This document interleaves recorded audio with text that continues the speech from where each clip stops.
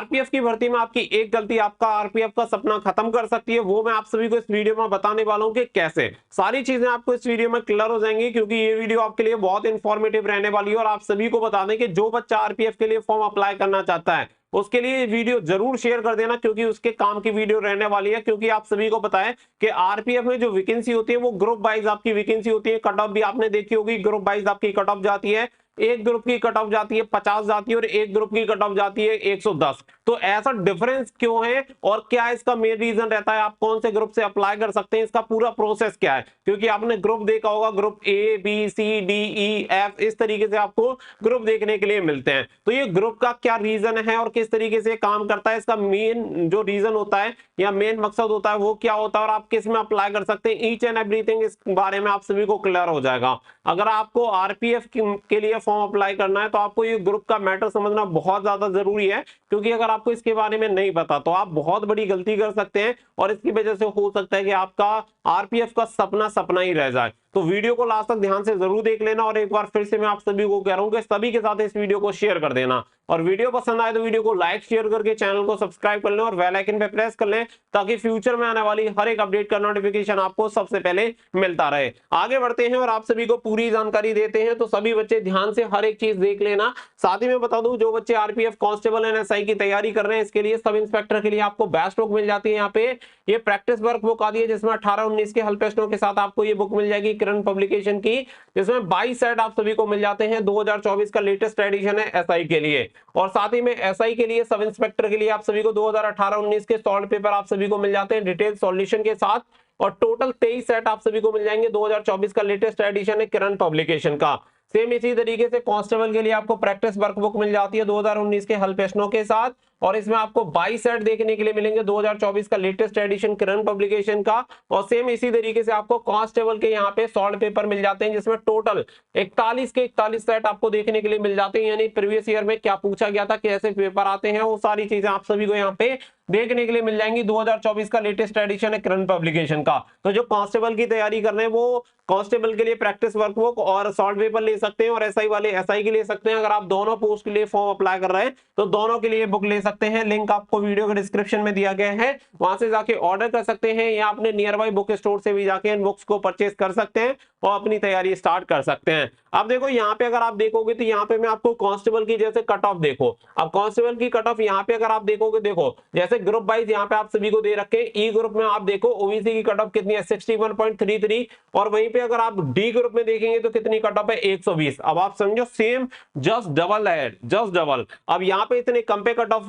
जा रही है और यहाँ पे इतने ज्यादा पे कट ऑफ जा रही है, इसका रीजन क्या है और आपको कौन से ग्रुप से अप्लाई करना चाहिए, वो सारी चीजें आपको यहाँ पे क्लियर हो जाएंगी। तो इसी तरीके से कांस्टेबल की नहीं, आपकी एसआई में भी यही चीजें आपको देखने के लिए मिलेंगी। तो एसआई में भी काफी डिफरेंस रहता है, यहाँ पे ई में देख सकते हैं, साथ ही में यहाँ पे देख सकते हैं। तो बहुत सारी चीजें हैं जो कि आपके काम की रहने वाली हैं। तो ये सारी चीजें आप सभी को ध्यान से समझ लेनी है। अब यहाँ पे अगर आप देखेंगे तो देखो यहाँ पे जो आपका आरपीएफ है वो टोटल 17 जोन में डिवाइड है आरपीएसएफ को मिला के। तो आप सभी को बताया कि जो रेलवे की वैकेंसी निकाली जाती है वो जोन वाइज आपकी वैकेंसी निकाली जाती है। लेकिन आरपीएफ में थोड़ा सा अलग है, इन्होंने क्या किया है कि जोन को ग्रुप में डिवाइड कर दिया है। यानी कि टोटल यहाँ पे ग्रुप बना दिए हैं कि टोटल हमने यहाँ पे इतने भैया 6 ग्रुप बना रखे हैं। एक ग्रुप में 4 जोन आ जाएंगी, किसी में 3 आ रही है, किसी में 5 आ रही है। इस तरीके से इन्होंने जोन को कर दिया है। अगर आप ग्रुप ए देखेंगे तो ग्रुप ए में आपको देखने के लिए मिलेगा जैसे साउदर्न रेलवे हो गया, साउदर्न वेस्टर्न रेलवे हो गया और साउदर्न सेंट्रल रेलवे हो गया।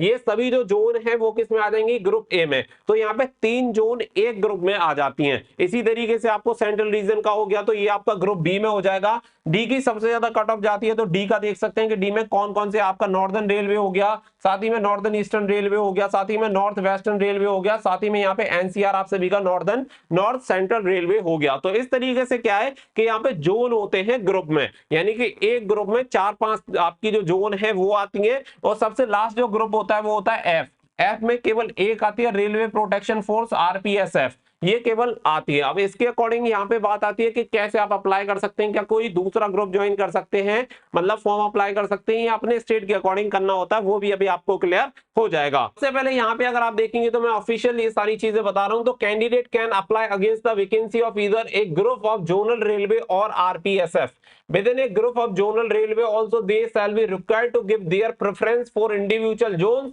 The candidate will be considered against vacancies of that group only and allocate a zonal railway based on merit and preference. Candidate shall serve normally in the zone RPSF allot to him her. If selected, however,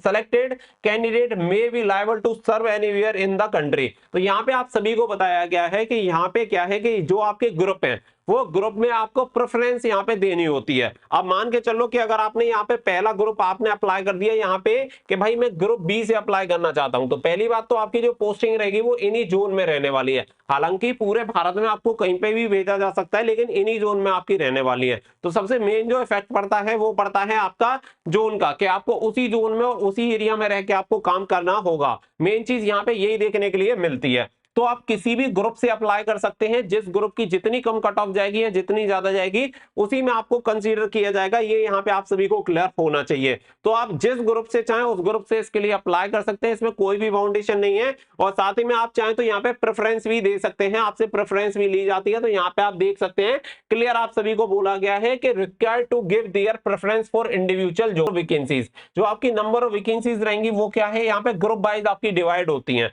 तो ये आपको जो मैं data दिखा रहा हूँ वो 2018 वाली भर्ती का है। अभी आपके जो डेटा है ये ग्रुप वाला, ये अभी 2024 वाली भर्ती का नहीं आया है। जैसे ही आएगा मैं आप सभी को प्रोवाइड करा दूंगा, उसके अकॉर्डिंग ही आपको अप्लाई करना है। अब यहाँ पे आप देखेंगे तो ग्रुप ए में जो आपकी जोनल रेलवे आते हैं वो यहाँ पे ऐड हो रखे हैं। फिर इनकी जो वैकेंसीज एलोकेट हुई है कि कौन सी ग्रुप में कितनी वैकेंसी है, वो वैकेंसी मेल एंड फीमेल की यहाँ पे बताई हुई है। तो इसके अकॉर्डिंग आप ये भी देख सकते हैं कि भाई कौन से जोन में कितनी ज्यादा वैकेंसी है, वो भी डिपेंड करता है। और साथ ही में मैं आप सभी को एक चीज क्लियर कर देता हूं, देखो ये जो नॉर्थ साइड की वैकेंसी है, नॉर्थ साइड की अगर आप देखेंगे तो यहाँ पे सबसे ज्यादा कट ऑफ जाती है। ये सबसे मेन चीज है कि नॉर्थ साइड में आपको सबसे ज्यादा कट ऑफ देखने के लिए मिलेगी।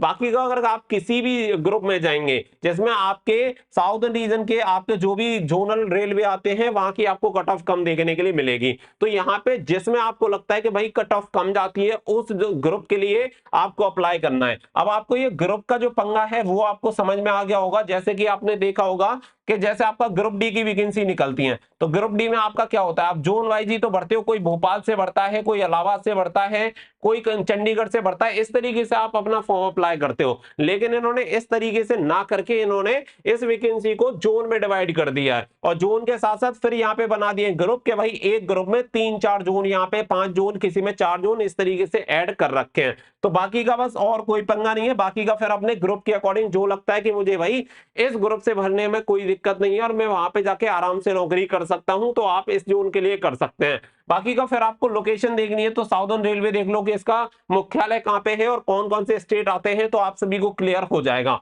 तो उसके अकॉर्डिंग ही अप्लाई करिएगा, क्योंकि यहाँ पे ट्रांसफर का बहुत ज्यादा पंगा रहता है। आप ये समझो कि आप जिस जोन में एक बार सेलेक्ट हो गए, आपको 99% चांस है कि आपको उसी जोन में काम करना है। जब उसी जोन में काम करना है तो घर से हो सकता है कि जैसे मान के चलो भाई आपने कहीं दूर भर दिया और फिर आपकी पोस्टिंग चली गई यूपी से नागालैंड, और वहां पे जाके फिर आपको दिक्कत होती है कि इतनी दूर पोस्टिंग हो गई। तो सीधी सी बात है कि अगर आपको सुविधा चाहिए तो नौकरी के लिए कॉम्प्रोमाइज करना पड़ेगा। अगर आपने सुविधाओं को थोड़ा सा ये सोच लिया कि कोई दिक्कत नहीं है, दूर भी चले जाएंगे, तो आरपीएफ में आसानी से आपको नौकरी मिल सकती है। मैक्सिमम बच्चे जो क्या करते हैं वो यही करते हैं कि नॉर्थ साइड में भर देते हैं, और नॉर्थ साइड की जो कट ऑफ जाती है वो बहुत ज्यादा हाई जाती है और इसी की वजह से यहाँ पे सिलेक्शन भी नहीं हो पाता है। तो ये कट ऑफ आप सभी को देख लेनी है। ग्रुप वगैरह मैंने आप सभी को बता दिए कि किस किस तरीके से आपका ग्रुप होता है। टोटल हर एक चीज मैंने आप सभी को यहाँ पे बताने का प्रयास किया है। ग्रुप ऑलरेडी यहाँ पे आप सभी देख सकते हैं कि भाई इस ग्रुप में ये रेलवे आती है, और साथ ही में जैसे ही इसकी डिटेल इंफॉर्मेशन आएगी वो भी मैं आप सभी को प्रोवाइड करा दूंगा।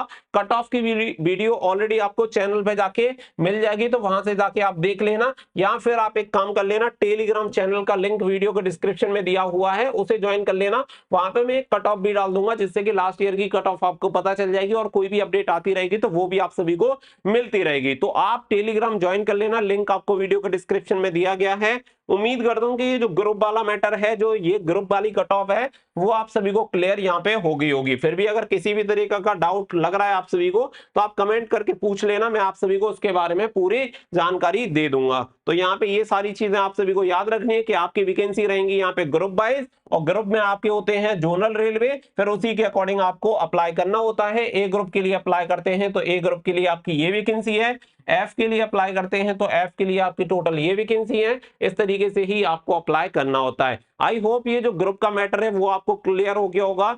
फॉर्म अप्लाई करने से पहले सोच समझ के अप्लाई करिएगा, और जब भी इसके एप्लीकेशन फॉर्म स्टार्ट होंगे, 15 अप्रैल से स्टार्ट हो जाएंगे, तो मैं इसके लिए एक सेपरेट वीडियो बनाऊंगा कि कौन से में ज्यादा वैकेंसी और कौन से में संभावना है कम कट ऑफ की। तो उसके बाद ही आप फॉर्म अप्लाई करिएगा। थोड़ा सा पेशेंस रखना है, क्योंकि जल्दी फॉर्म अप्लाई करने से ऐसा नहीं है कि जल्दी नौकरी मिल जाएगी। तो थोड़ा सा धैर्य बना के रखिएगा और ज्यादा जल्दबाजी मत करिएगा। मिलेंगे नेक्स्ट वीडियो में, फिलहाल के लिए बस इतना ही। So thank you for watching. जय हिंद, जय भारत।